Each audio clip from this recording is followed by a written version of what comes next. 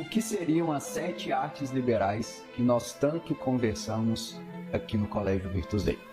Para a educação clássica, todo o conhecimento ele é dividido em 7 campos, que são chamadas as 7 artes liberais. Recebem esse nome porque tem a função de libertar o homem. Segundo Santo Tomás de Aquino, o homem nasce encoberto de 2 obscuridades. A primeira é o pecado, o qual é lavado com batismo. E a segunda obscuridade é a ignorância, aquela que só pode ser lavada por meio do estudo, da detenção do conhecimento. Por isso são chamadas 7 artes liberais. As 7 artes liberais se dividem em 2 grandes grupos, o trivium e o quadrivium, sendo o trivium as artes da linguagem e o quadrivium as artes matemáticas. Dentro do trivium, a primeira das 7 artes liberais é a gramática. Eu preciso conhecer e dominar a minha linguagem, a minha língua materna. Se eu não conheço as regras da gramática, se eu não sei me expressar, eu não consigo me comunicar. Eu não consigo me posicionar como um ser que foi feito para viver em sociedade, em comunidade. Eu não consigo expressar as minhas ideias e eu não consigo questionar as minhas dúvidas, as quais eu quero que sejam sanadas. Uma vez que eu domino a gramática, a segunda arte liberal é a dialética. A dialética pode ser interpretada como a arte do confronto, da questão disputada, da distinção entre o que é verdadeiro e o que é falso. A função da dialética, por fim último, é de fato levar o homem a reconhecer onde reside a verdade, separar o joio do trigo.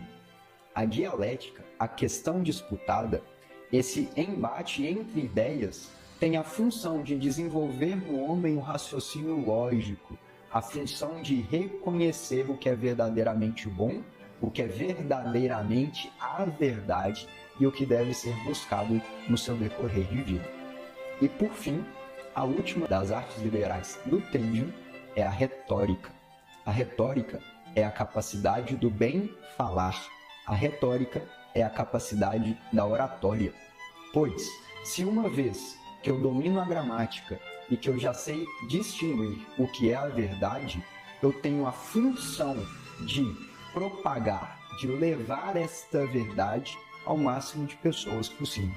E para que isso aconteça, eu preciso ter a capacidade de dominar o discurso, de falar bem e de conseguir argumentar e convencer, mostrar para os outros que a ideia que eu carrego é de fato uma ideia verdadeira.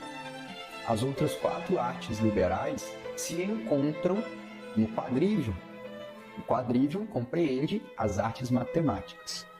A primeira das artes do quadrivium é a aritmética, ou seja, de fato conhecer os números, conhecer a linguagem por qual a matemática se expressa, ou como muito bem afirmado, conhecer a linguagem pela qual Deus explica a sua criação.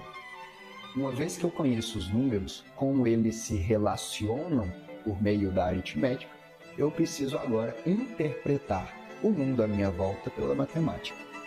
O primeiro meio para isso é a partir da geometria, a segunda arte do quadrivium.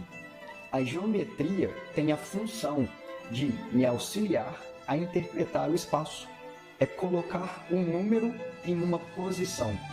O número deixa de ser um número e representa para mim uma coordenada, onde eu quero chegar, para onde eu preciso ir, como se organiza o espaço ao meu redor. Uma vez que eu entendo o espaço, eu preciso conhecer o tempo.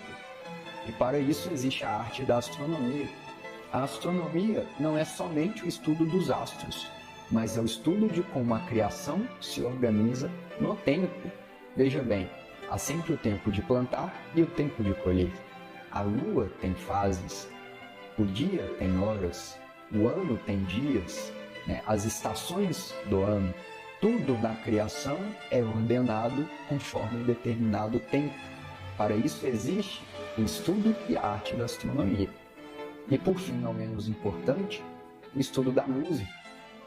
Além da função de apresentar a beleza ao homem, A música traz, em uma visão matemática, o estudo das proporções. Os harmônicos musicais nada mais são do que diferentes proporções. Tudo na nossa criação é proporcional, é hierarquizado. A função da música, então, é, por meio da matemática, nos ensinar a proporcionalidade e a hierarquia da criação de Deus na nossa vida.